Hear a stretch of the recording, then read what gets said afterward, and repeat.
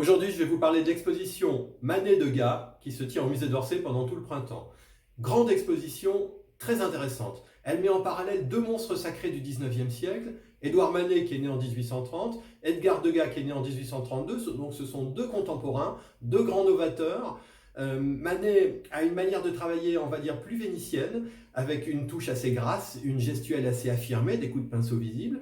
Degas a une manière, on va dire, plus traditionnelle, plus florentine. Son idole dans sa jeunesse, c'est Ingres, et ça se voit très bien dans l'autoportrait qui est présenté au début de l'exposition.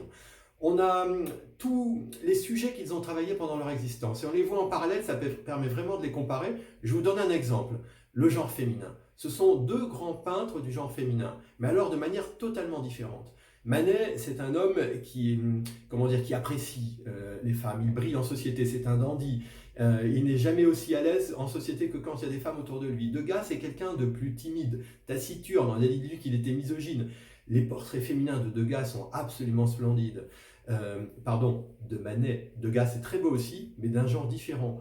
Notamment, par exemple, on a ce sujet, ce très beau tableau qui vient des États-Unis, scène d'intérieur avec une jeune fille peu visible dans l'ombre, un homme menaçant dans l'obscurité. C'est un tableau assez surprenant, mystérieux. Beaucoup de choses à voir dans cette exposition. Nous ne la faisons pas visiter sur place, mais nous proposons deux conférences en ligne pour que chacun puisse la voir de son côté. Ce sera le 15 mai et le 16 mai avec Emmanuel Opec.